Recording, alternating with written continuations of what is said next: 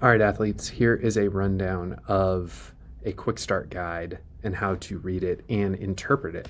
So this is a quick start guide for open workout 25.2 neuromoderate division. This is the same workout that I actually did a video on my YouTube page about how to record your preamble for a workout, all that good kind of stuff.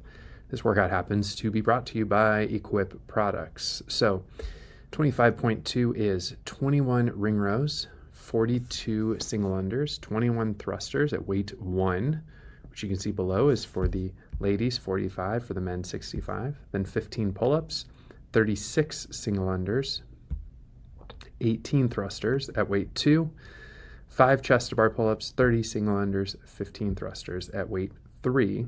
All of this to be done in a time cap of 12 minutes. Now, because this is an open workout, on the right, you also have your scaled option as well. So this is your workout generally. It has your weights down here for the ladies and for the men, including your conversions for our friends who work in kilograms. So we are going to read this quick start guide and start breaking down what is important to note from it. Right there, that first bullet point is very important. This workout begins with the athlete 5 feet from the pull-up bar behind their barbell. So that means when this workout starts, you better be behind your barbell and you better be 5 feet away from the pull-up bar. Later on, we'll read about how we'll put down a tape line to know that we are 5 feet away from the pull-up bar. At 3, 2, 1, go, the athlete may move to their rings to begin their 21 ring rows. Then you do 42 single unders. Then you complete 21 thrusters at the first weight, the lightest weight. Then athletes begin their second round with 15 pull-ups, then 36 single unders, then 18 thrusters. The final round will be 5 chest bar pull-ups, 30 single unders, and 15 thrusters at the third weight. Time stops when the athlete has completed their final thruster at the heaviest weight. Now, completing a thruster, let's make sure we know our range of motions here. That is when the press is locked out overhead. Time stops right there, not when that bar drops to the ground, but when you finish that lockout overhead. Score will be total time or reps completed during 12-minute time cap. So if you complete the workout, your score is your time that you completed. I don't remember my time for this workout. I think it was something in the 9-minute range. And then if you don't complete the workout, you will write down your total reps. When you read this section here, make sure that it matches the actual workout that you are given up here. If it doesn't, it's a good time to check in with Wheelwad and make sure that there is not an error or a mistake, because these two should match. What you read in this general thing that you would see on like a whiteboard in your local affiliate should match what is described in this quick start guide. And if it doesn't, reach out to Wheelwad. Now, for notes, barbells or any additional plates must be placed 5 feet from the pull-up bar for safety. So that's important. You cannot have your change plates closer to the pull-up bar than 5 feet. You'll have a tape mark down. We'll read about that later. Athletes may have assistance changing the barbell load, or multiple barbells may be used. So that's important to know. You can have someone help you bring up a new barbell or load new weights on your barbell. But if you're going to do that, all that has to be shown in your pre-workout preamble, like what I talked about in the earlier video. So you have to show your change plates, you have to show the multiple barbells, what their weights are, all that kind of stuff. Single unders may be performed anywhere within the range of the camera. Don't go doing them off camera. A tie break time is taken after each set of thrusters. So if you're rewatching your video or if your judge is judging you, they want to be checking the clock after you finish each set of thrusters. If workout is completed before the time cap, there is no tiebreaker. The equipment that you need: barbell, plates, collars. That's important. They note that you need collars, so make sure you have collars on your barbell. Rings. The bottom of the rings measured no higher than 36 inches from the floor. Again, we cover that in the video that I did on the workout itself. A pull-up bar, tape, cones, or an object should be used to indicate the barbell is placed 5 feet away from the pull-up bar. This measurement must be shown on video. That is critical. Again, you saw that in my video that I showed that measurement in particular with a tape measure. Leave no doubt that you are following these set of instructions. So, floor plan and video requirements. Athlete may set up floor however they see fit as long as the following criteria are met. The camera can see the full range of motion of all movements. That's an important caveat.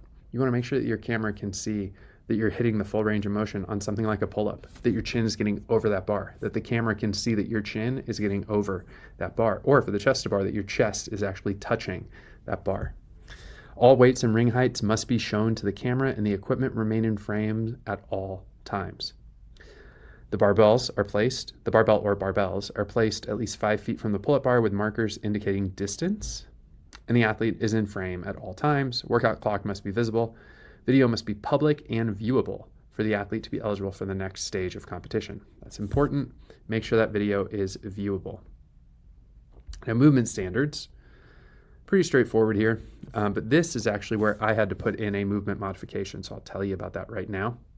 So rings will be pre-adjusted so the bottom of the ring is no higher than 36 inches from the floor. A piece of tape will be on the floor directly below the rings. The athlete must begin at the back of their heels on the far side of the tape, gripping the rings. And you see Shannon here showing exactly what this needs to look like.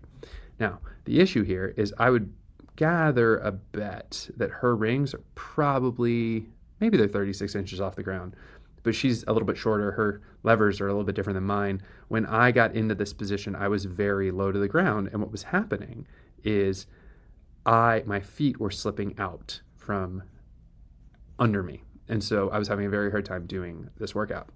So going to point 4, the athlete will lean back without the heels ever moving to the near side of the tape, meaning your heels can't move in. It'd be hard for them to move in unless you intentionally did that. More likely they're going to slide away from you.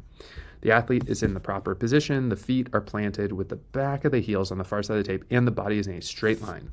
See that right here in this third example, a straight line. Without kipping or losing that rigid body position, the athlete will pull their chest towards the rings. A rep is complete when the rings break the plane of the chest. So that's important. You have to keep your body in a straight line and pull those rings to your chest. Now, when we talk about a movement modification, I went into this in my video. I submitted a movement modification because my feet were sliding out. I got permission to put something in front of my feet to keep them from sliding out. They didn't give me anything to press off of per se. They weren't like an additional support. They just kept my feet from moving away from under the rings. Pull up, pretty straightforward. Must start each rep with arms fully extended and feet off the ground. Any style of pull-up or grip is permitted as long as the requirement is met of your chin getting above the bar. Wrapping tape around the pull-up bar or wearing hand protection is permitted, but you cannot do both. So pick one or the other. Then for the chest to bar, the athlete must start each rep fully extended, arms fully extended, feet off the ground. Any style of pull-up or grip is permitted as long as the requirements are met. The rep is credited when the athlete's chest comes in contact with the bar at or below the collarbone. So right here, got it, or below, got to touch. Again, you can either use tape or grips, but not both. Then for the single unders, the rope passes under the feet once with each jump. The rope must spin forward for the rep to count. You cannot do backwards single unders, don't know why you would. And then the thruster. The crease of the hip must be parallel to or below the top of the knees in the bottom position. Now this is distinct to, I believe, the neuro category. Parallel is okay, but not above parallel, and below parallel is obviously okay as well. A full squat clean into the thruster is allowed, but is not required when the bar is taken from the floor. So this means that you can power clean that first rep and then squat and do a thruster, or you can squat clean that first rep and go directly into your thruster. That would be called a cluster for all the nerds out there. The rep is credited when the athlete's hips, knees, and arms are fully extended and the bar is directly over or slightly behind the middle of the body. So that's what's shown here in image 3. The rep must be completed in one fluid motion from the bottom of the squat. A front squat followed by a jerk is not allowed. Let's talk about the scorecard itself. Again, this is something to check to make sure that it matches, that this right here matches what you saw at the top of your quick start guide. Then this is your scorecard that you and your judge are going to be using. So ring rows, single unders, thrusters, so on and so forth. There's your tie break time. There is your total rep count. So if you don't finish the workout, it helps you calculate your reps a little bit quicker. You may want to double check the math on these. Sometimes these get a little thrown off. If you haven't figured it out yet, there's a lot of details that go into a quick start guide. And so it makes sense that sometimes things get missed. So always double check your work. As the athlete, that's your responsibility as well. Note here too that it also says the scorecard rep count is for RX only because Scaled does something a little bit different in terms of their rep scheme. Then the important part is when you finish your workout, put down your tie break time if necessary, your time you completed, or your reps at 12 minutes, mark if your RX are scaled, you sign, your name, judge's name, and then you put your name, everything else here again, where you did the workout, and then you submit your score on Competition Corner. So that's kind of a rundown of a quick start guide. I hope that's helpful. When we get closer to the open, I may do a couple of these for the actual open workouts that are released.